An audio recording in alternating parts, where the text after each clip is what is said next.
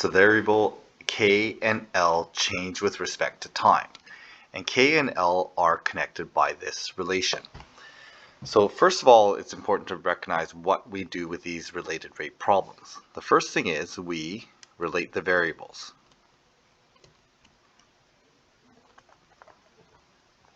Okay, so this has already been done for us. So some of the problems we have to come up with the equation, some of the problems we're given the equation. The second thing that we're going to do is we're going to differentiate with respect to time. And we're going to do this implicitly. Since time is not actually a factor in here, we have to say that time is an embedded variable in the k and l functions. And thirdly, we just substitute in known parts and solve for unknown.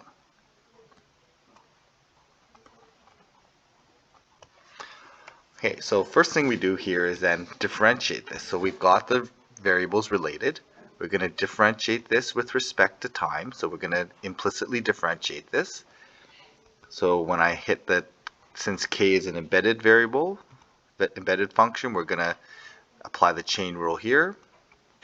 Minus 3 10 minus L squared times -1, and then L, since L is an embedded variable, we're going to times by dl by dt. So there's our implicit derivative, and we want to solve for dl by dt. So maybe what we'll do here is we'll just solve for the dl by dt. So I end up with 2k dk by dt divided by, and I'm gonna maybe, let's flip that around here, so that's gonna be -3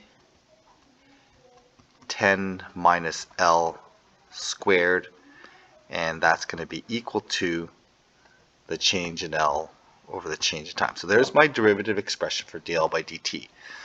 So I want to substitute in known parts to solve for the unknown parts. I need to solve for dl by dt, so I need to know dk by dt, which is given.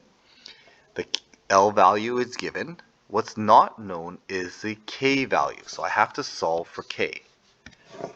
And to solve for k, since I know L is 9, I'm going to substitute into my equation. So I end up with k squared minus 3 is equal to 10 minus 9 cubed. Okay, so that's going to be equal to 1. So I end up with k squared. Add 3 to both sides. K is equal to plus minus 2. So my coordinates are going to be my KL coordinate. I have two coordinates I have to solve for.